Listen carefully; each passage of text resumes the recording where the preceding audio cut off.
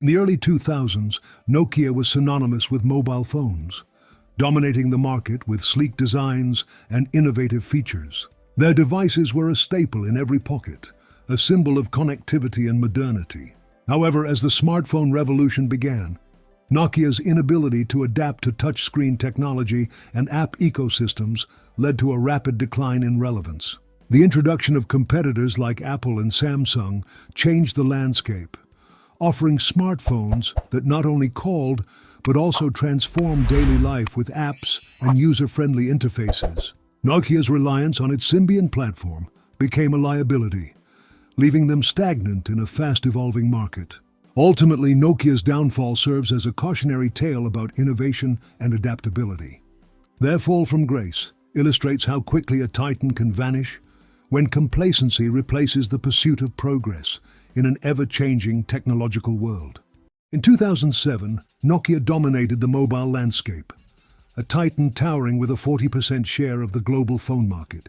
Their devices were synonymous with reliability, capable of enduring drops, tosses, and even the weight of someone's foot. This unwavering durability fostered a deep-rooted trust among consumers, sealing Nokia's reputation as the go-to brand for mobile devices. Phones were not just tools, they were essential companions in everyday life, steadfast and reliable, a source of pride for their users. However, beneath this veneer of success, a treacherous era was brewing within the company's corridors. While Nokia basked in its dominance, complacency slipped into its strategy. The innovation that once propelled them to the apex began to stagnate, overshadowed by a growing competition that would soon upend the industry.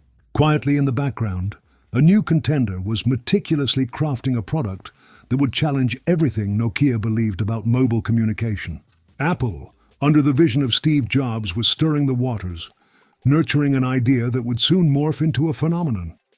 Then came the watershed moment of 2007, when Jobs unveiled the first iPhone before an eager crowd.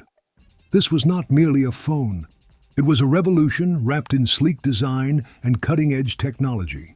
A vibrant touchscreen took center stage, devoid of physical buttons, creating a seamless interface. The promise of full internet connectivity and a world of applications at one's fingertips turned the traditional notion of a phone upside down. Yet initially, Nokia dismissed this breakthrough, sticking firmly to their belief that physical buttons were integral to mobile use. They could not fathom that consumers, swayed by the allure of innovation, would abandon conventionality for an entirely new experience. The result was a catastrophic oversight, one that would reshape the industry landscape for years to come, marking the beginning of Nokia's decline. As history unfolded, the smartphone revolution surged forth, eclipsing Nokia's once unrivaled status. The brick-like devices that had ruled the market were rapidly replaced by sleek smartphones that enticed with their capabilities and conveniences.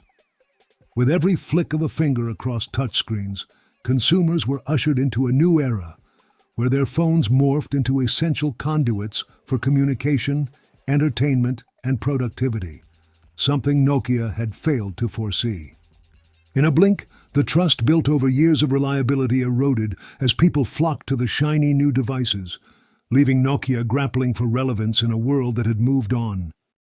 In the fast-paced world of technology, companies must adapt or risk obsolescence. Nokia once stood as a colossus, dominating the mobile phone market with its innovative designs and reliable products.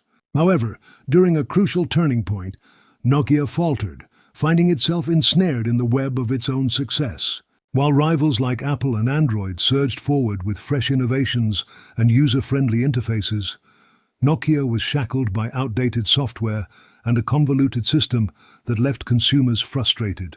The company's refusal to embrace change became apparent as its once revered brand began to falter. Internally, the atmosphere at Nokia grew tense. Decision-making processes were sluggish, bogged down by bureaucracy and a lack of clear vision. Teams that had once thrived became confused and disjointed, unable to rally behind a coherent strategy. As the competition accelerated, Nokia's leadership appeared to be in a state of paralysis, unable to foresee the seismic shifts in the industry. Each passing day saw new smartphones released by competitors, dazzling consumers with sleek designs and cutting-edge technology. The longer Nokia lingered in limbo, the deeper it sunk into irrelevance. A once mighty titan reduced to merely reacting to competitors rather than leading the charge. By the time Nokia attempted to make a comeback, it was as if the ship had already sailed. The market had transformed, and consumers had turned their backs on a brand they once adored. The likes of Samsung and Apple dominated store shelves, stealing the spotlight and consumer loyalty. In 2014, in a historic move acknowledging its downfall, Nokia sold its mobile phone business to Microsoft, sealing its fate in the industry it had once defined. The irony was stark.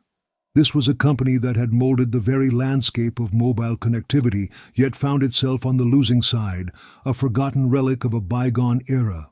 Nokia's story is not merely one of failure, but rather a cautionary tale about the dangers of stagnation.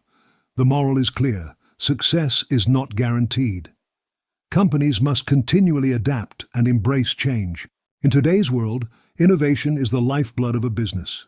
And without it, no brand is immune to disappearing from the market it helped create. As future leaders take notes from Nokia's missteps, one truth remains: evolve or become obsolete.